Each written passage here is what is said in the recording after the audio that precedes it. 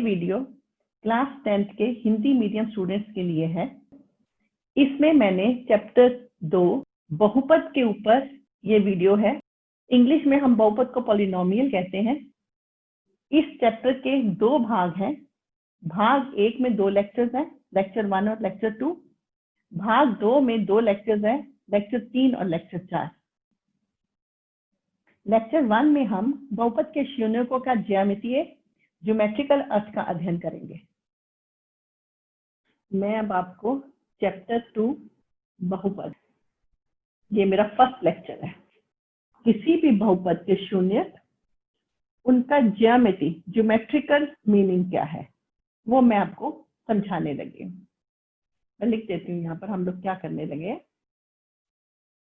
पहले मैं आपको रैखिक बहुपद लेने लगे। रैखिक बहुपद आपका होता है ax + b, जहां पर a 0 के बराबर नहीं है, जिसमें पावर 1 होती है, जिसकी घात 1 होती है, वो आपका रैखिक बहुपद होता है। ठीक है।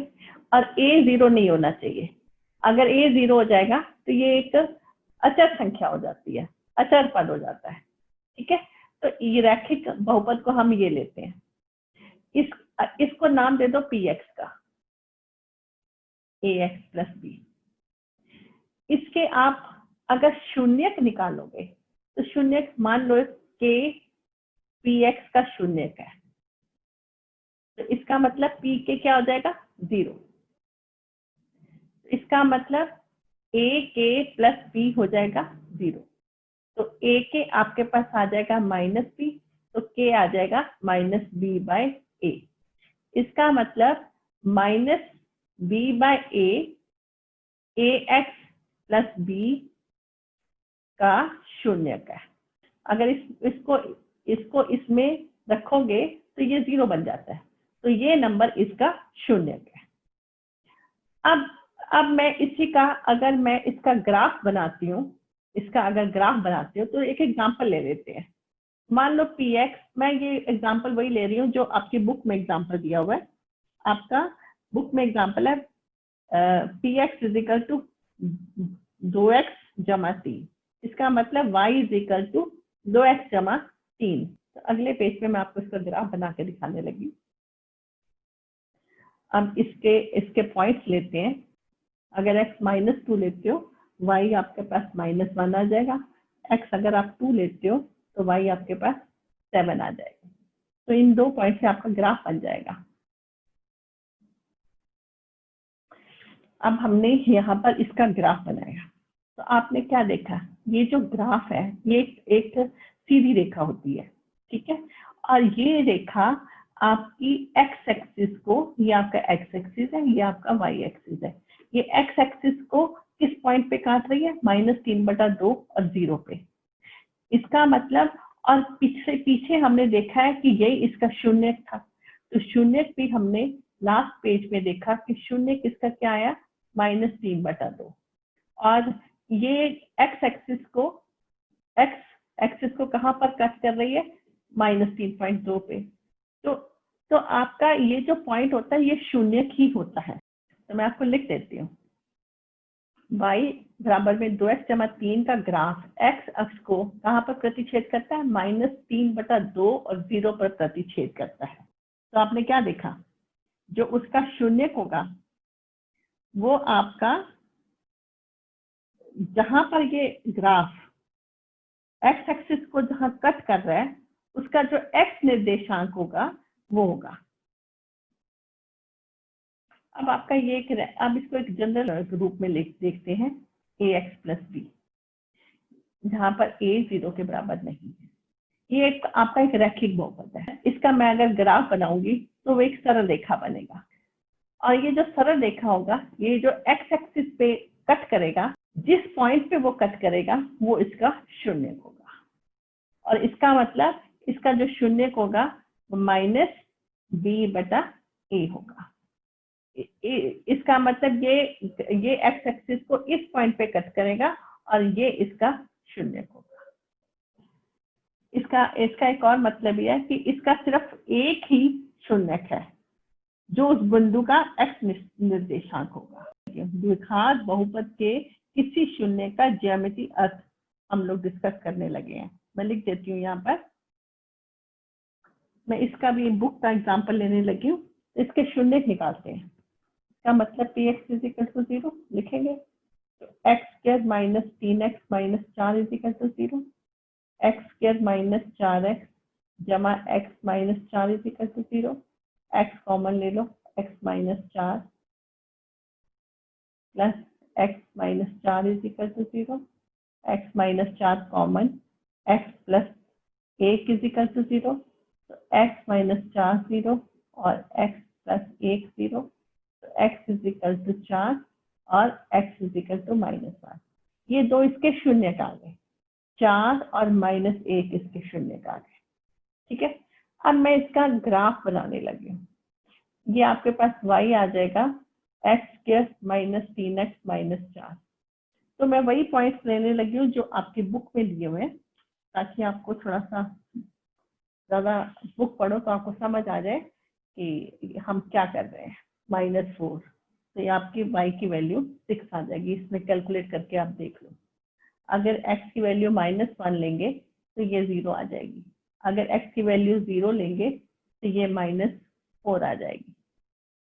अगर x की वैल्यू 1 लेंगे तो ये -6 आ जाएगी। x की वैल्यू 2 लेंगे तो ये -6 आ जाएगी। x की वैल्यू 3 लेंगे तो ये -4 आ जाएगी। x की वैल्यू 4 लोगे तो ये 0 आ जाएगी। तो ये 5 लोगे तो ये 6। ये मैंने सारी बुक की वैल्यू ले ली है। तो आप ये देखोगे कि अगर हमने इसका ग्राफ बनाया है तो मैंने वही पॉइंट्स लिए जो आपके बुक के अंदर थे। तो ये आपका क्या बना, एक पैराबोला। हिंदी में आप इसको बोलते हैं परवलय, परवलय। शायद ये मुझसे ठीक से बोला नहीं जाएगा, तो आप इसको, मैं इसको पैराबोला ही बोलने लगी हूँ। द्विघात बहुपद का ग्राफ हमेशा पैराबोला बनेगा। ठीक है, अब तुमने ये देखा है कि ये एक्स एक्सिस को कहाँ पर कट कर रहा है, माइनस, ये देखो इस पॉइंट पे -1 0, तो दिस पॉइंट इज -1 0।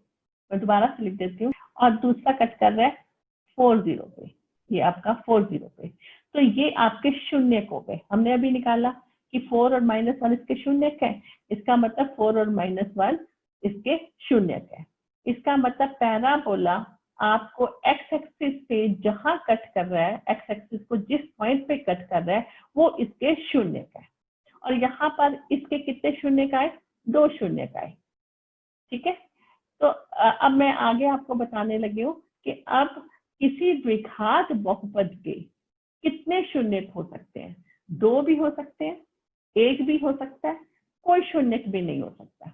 मतलब ये जो इसका पैराबोला बनता है वो एक्स एक्सिस को 2 पॉइंट्स पे भी काट सकता है, 1 पॉइंट पे भी काट सकता है और नहीं भी काट सकता। तो इसके डिफरेंट रूप बन जाते हैं, डिफरेंट शेप बनेगी। तो वो मैं आपको अगले पेज पे एक्सप्लेन कर देती हूँ कि ये इस रूप का बन सकता है, एक इस रूप का भी बन सकता है, एक आपका इस रूप का भी बन सकता है।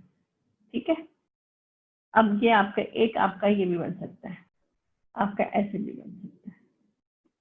और एक आपका देखो इसमें क्या है, आप ऐसे भी कह सकते हो, ये इसको 2 बिंदुओं ए और ए डैश पे कट कर रहा है, 2 शून्य को।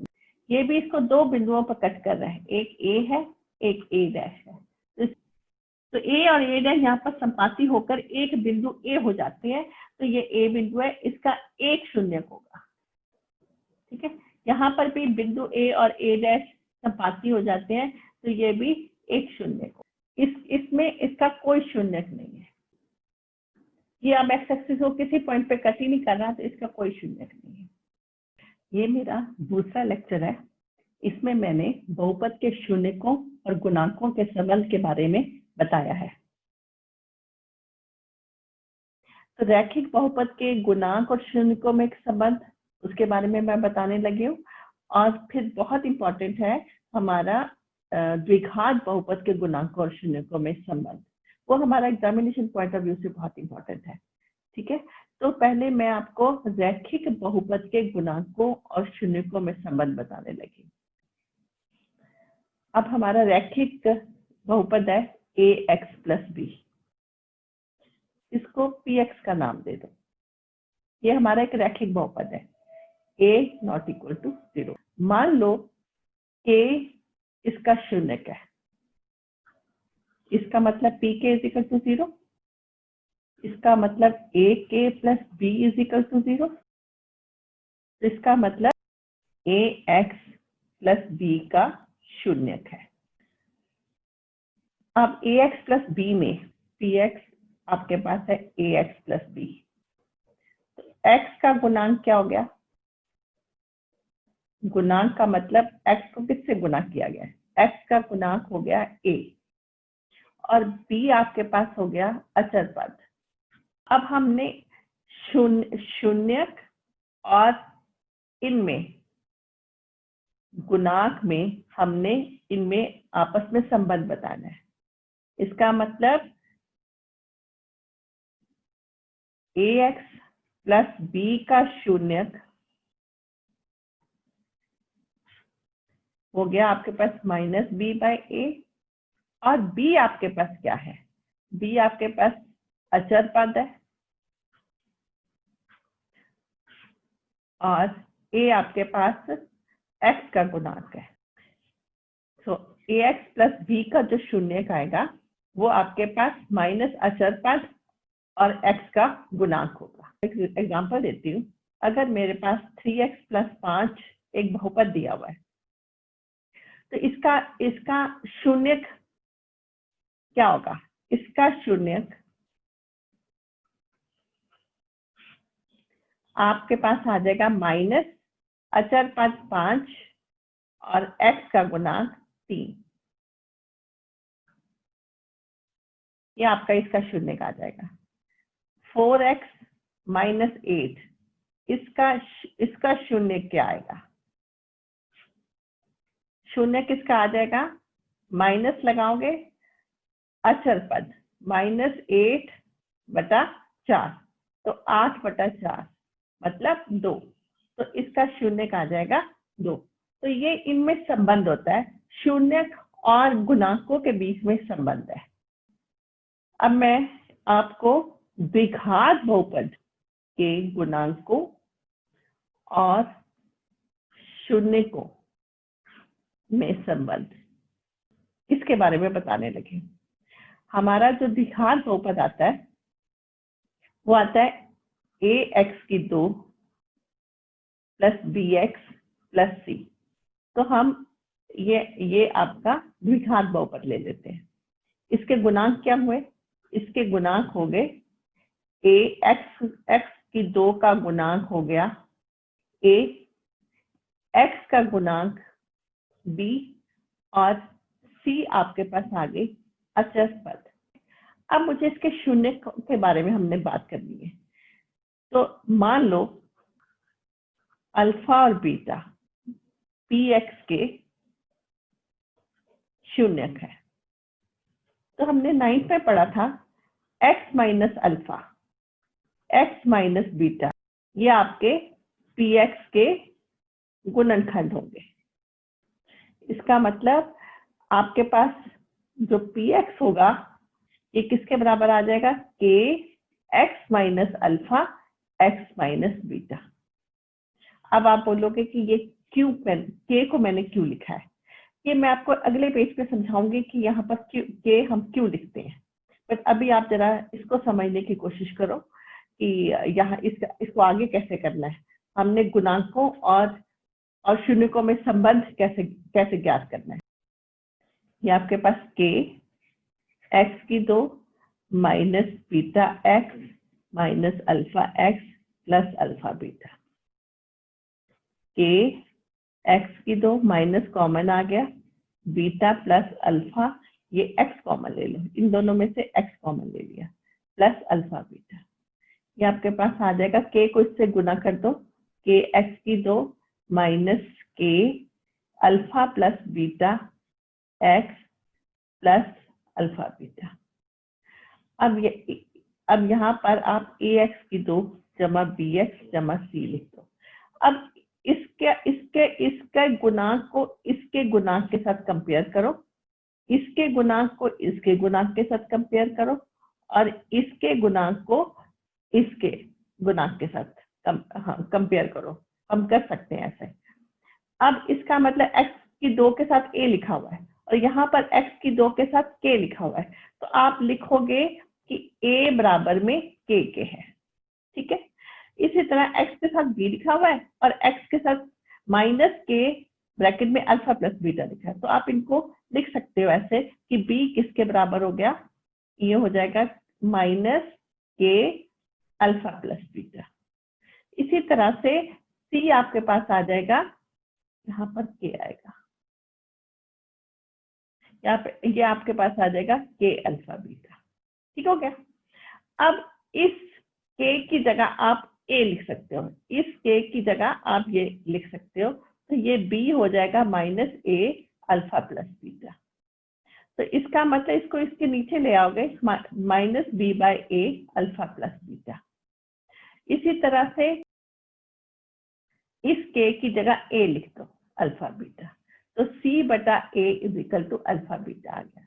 इसका मतलब ये आपके शून्यक थे, शून्यकों का ये योग हो गया, तो वो किसके बराबर में आया, माइनस b बाय a। तो b क्या था हमारे पास, x का गुणांक था, a हमारे पास क्या था, x स्क्वायर का गुणांक था।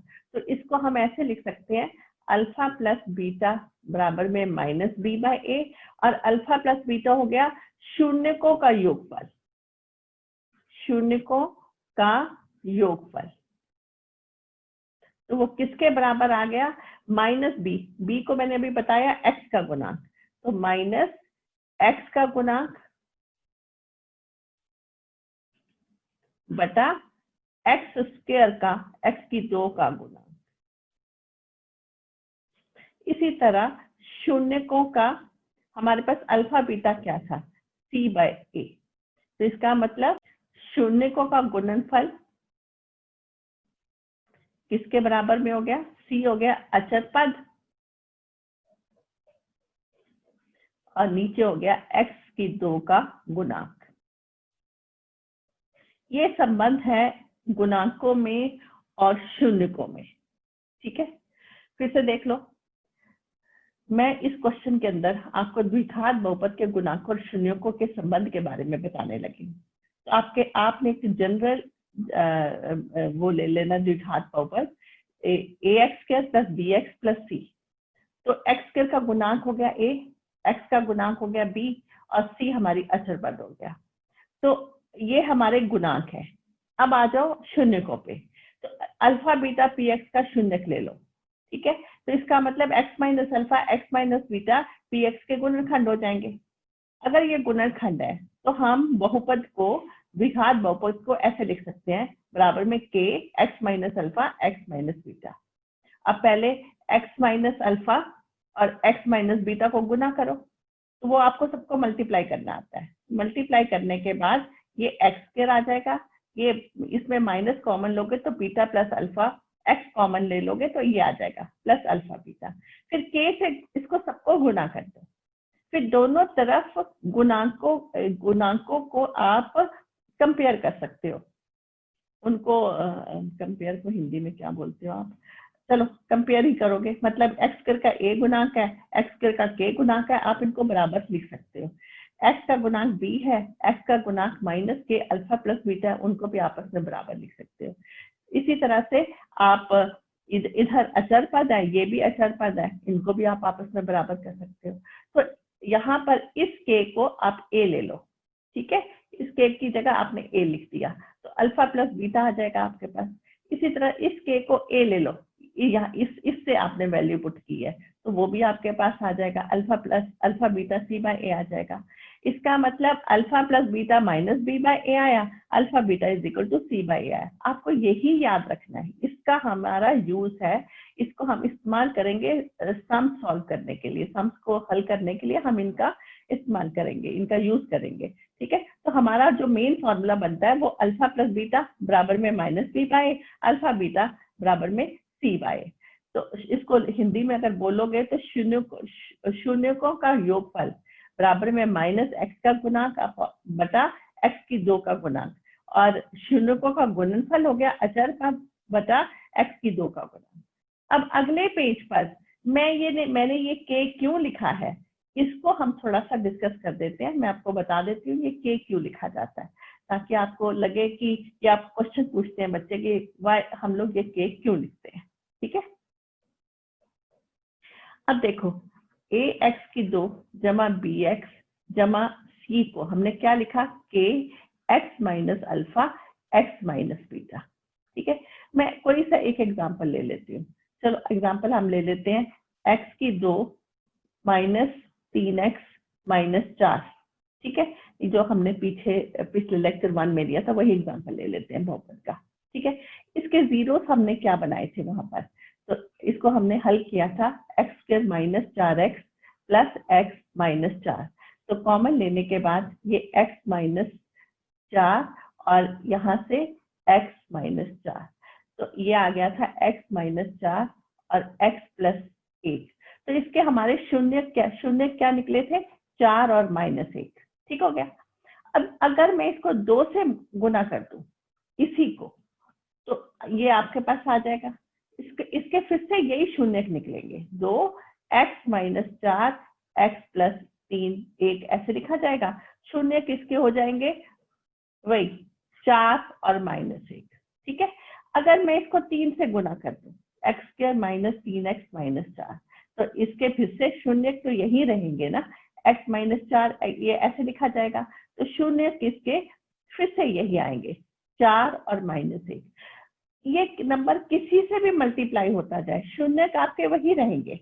इसका मतलब यहाँ पर आपका k 1 था, यहाँ पर आपका k यहाँ पर 1 था, यहाँ पर k आपका 2 था, यहाँ पर k आपका 3 था। तो हम इसका मतलब इस एक जनरल सा वर्ड यूज कर लेते हैं कि इसके जो शून्यक बनेंगे वो k x minus alpha x minus beta. ठीक है, ये हमारा एक जनरल सी बात हो जाती है सबके लिए जो हम यूज करते हैं। तो k can be 1, k can be 2, k can be 1/4, k can be 1/3, k can be anything, k कुछ भी हो सकता है। आपको ये क्लियर हो गया होगा कि हम k क्यों लिखते हैं। उदाहरण 2 है, उदाहरण 2 में वो कहता है द्विघात बहुपद x की 2 जमा 7x जमा 10 के शून्य ज्ञात कीजिए। फिर वो कहता है शून्यकों और गुणांकों के बीच में संबंध की सत्यता की जांच कीजिए। अब इसके शून्य निकालने हैं, आप इसके गुणनखंड कर लीजिए। इसके गुणनखंड क्या हो जाएंगे,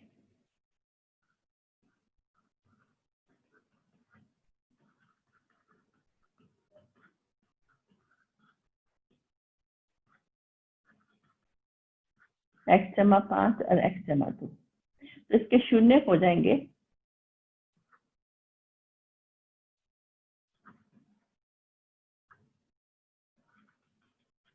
x बराबर में -5 और x बराबर में -2। ये इसके शून्य हो गए। ठीक है, गुणांक तो x की 2 का गुणांक क्या हुआ, 1। यहाँ पर कुछ नहीं लिखा हुआ तो 1 होता है। तो x का गुणांक वो हो गया 7। अचर पद क्या हो गया, 10। ठीक है, अभी हमने पीछे देखा था अल्फा प्लस बीटा बराबर में -b/a। तो अल्फा हमारे पास, इसका नाम अल्फा है, इसका नाम बीटा है। ठीक है, ये जो आपके 2 शून्य निकले, एक का नाम अल्फा ले लो, एक का नाम बीटा ले लो। ठीक है, और ये आपके गुणांक हो गए 1 10 और 7 और 10। तो यहाँ पर ये लिखो, फॉर्मूला लिखो और इसमें पुट कर दो, इसमें रख दो, वैल्यूज रख दो, -5 और +-2। ठीक है, बी हो गया आपके पास, ये आपके पास ए है, ये आपके पास बी है, ये आपके पास सी है। जो एक्स स्क्वायर का गुणांक होता है वो ए होता है, जो एक्स का गुणांक होता है वो बी होता है, जो अचर पद होती है वो सी होता है। ठीक है, यहाँ पर माइनस या बी आपके पास 7 आ जाएगा, ए आपके पास 1 आ जाएगा। तो इसको -5 -2 आपके पास -7, -7 बराबर में माइनस आ गया। शून्यकों का योगफल इसके बराबर हो गया -x का गुणांक बटा x की 2 का गुना। अब यहाँ पर हम लोग कर देते हैं alpha beta is equal to C बटा ए। अल्फा हमारे पास क्या था -5, बीटा क्या था -2, सी हमारे पास क्या था 10, ए क्या था 1। इसका मतलब 10 इज इक्वल टू 10। इसका मतलब शून्य को का गुणनफल बराबर में किसके आ गया, अचर पद x स्क्वायर का गुणा। ठीक हो गया। अब ये हमारा उदाहरण 2 था। आगे मैं आपको उदाहरण 3 कर देती हूँ। बहुपद x की 2 - 3 के शून्य ज्ञात कीजिए और शून्यकों और गुणांकों के बीच में संबंध की सत्यता की जांच कीजिए। हमारा क्वेश्चन है x की 2 - 3, इसके हमने शून्य ज्ञात करने और वही हमने शून्यकों और गुणांकों के बीच में उनका संबंध की सत्यता की जांच करनी है। ठीक है, तो मैं अब ये पूरा नहीं लिखने लगी, तो आप बुक देख लेना इसको पूरा समझने के लिए। तो ये हमारे पास क्वेश्चन है, बहुपद हमारे पास ये है। अच्छा, अब देखो बहुपद है हमारे पास x की 2 - 3, हमने शून्यक निकालने हैं, उसके लिए इसके पहले गुणनखंड बनाओगे। तो x की 2 - वर्गमूल 3 की 2, इसको ऐसे लिख दो। ठीक है, अब ये फॉर्मूला आपको मालूम है, a स्क्वायर - b स्क्वायर का फॉर्मूला होता है a प्लस b और a माइनस b। तो ये बन जाएगा x माइनस वर्गमूल 3 और x प्लस वर्गमूल 3। ठीक है, अब इसके शून्यक निकालने के लिए x माइनस वर्गमूल 3 बराबर 0 कर दो, x प्लस वर्गमूल 3 बराबर 0 कर दो। तो x का मान आ जाएगा वर्गमूल 3 और x का मान आ जाएगा माइनस वर्गमूल 3। एक का नाम अल्फा ले लो, एक का नाम बीटा ले लो। ठीक है, अब यहाँ पर गुणांक, तो x a हमारे पास x की 2 का गुणांक होता है, तो वो किसके बराबर आ जाएगा 1 के। b यहाँ पर हमारे पास, अब इसमें b नहीं है तो वो x का गुणांक है, तो यहाँ पर x का गुणांक आप 0 लोगे। ठीक है, बीच में क्योंकि इसको जो आप लिखोगे ना, वो आप ऐसे लिखोगे x की 2 जमा 0 x माइनस 3। ये जो बहुपद है वो ऐसे लिखा जाता है। तो इसका मतलब b हो गया x का गुणांक जो कि 0 के बराबर है, c आपके पास अचर पद है जो यहाँ पर -3 है। ठीक है, अब यहाँ पर अल्फा प्लस बीटा शून्यकों का योगफल किसके बराबर है -b/a। तो अल्फा यहाँ पर क्या था वर्गमूल 3, बीटा क्या है प्लस डालो माइनस वर्गमूल 3, और यहाँ पर b क्या है 0, a क्या है 1। तो इसका मतलब वर्गमूल 3 माइनस वर्गमूल 3 बराबर में 0, तो 0 बराबर में 0। तो आपके पास आपने जांच कर लिया कि शून्यकों का योगफल माइनस x का गुणांक बटा x की 2 का गुणांक। ठीक है, इसी तरह से आपने अल्फा बीटा क्या होता है c/a, अल्फा की वैल्यू वर्गमूल 3, बीटा की वैल्यू माइनस, दोनों में गुना, c यहाँ पर क्या है -3, a क्या है 1, तो ये -3 बराबर में -3। तो इसका मतलब आपने जांच कर लिया, तो इसका हो गया शून्यकों का गुणनफल बराबर में आ गया अचर पद बटा x की 2 का गुणांक। अगर हमें शून्यकों का योगफल दे दिया जाए और शून्यकों का गुणनफल दे दिया जाए तो हम द्विघात बहुपद लिख सकते हैं। उसका जो फॉर्मूला है ax की 2 जमा bx जमा c, हमने इसके पहले पेज पे जो लिखा था कि x2 minus alpha plus beta x plus alpha beta का एक फॉर्मूला है द्विघात बहुपद लिखने का, अगर आपके पास मूलों का योगफल और मूलों का गुणनफल। ये उदाहरण 4 है। इसमें उसने शून्यकों का योगफल और गुणनफल दिया है। इसमें शून्यकों का योगफल मतलब अल्फा प्लस बीटा, इसका मतलब है अल्फा प्लस बीटा। ये आपको उसने दे दिया -3। और शून्यकों का गुणनफल, इसका मतलब अल्फा बीटा, ये आपको दे दिया 2। उसने आपको यहाँ पर द्विघात बहुपद लिखने को बोला है, द्विघात बहुपद। तो आप कैसे लिखोगे कि x2 आ जाएगा माइनस अल्फा प्लस बीटा की जगह -3 लिखो, x प्लस 2, तो ये आपके पास आ जाएगा x2 प्लस 3x प्लस 2। तो इसका द्विघात बहुपद बनता है x2 जमा 3x जमा 2। तो यहाँ पर आप बेशक k को मत लिखो। 2.2 एक्सरसाइज आपका सेकंड क्वेश्चन है, उसका पहला पार्ट है शून्यकों का योगफल। ये आपको दिया हुआ है 1/4 और शून्यकों का गुणनफल -1। आपने द्विघात बहुपद लिखना है।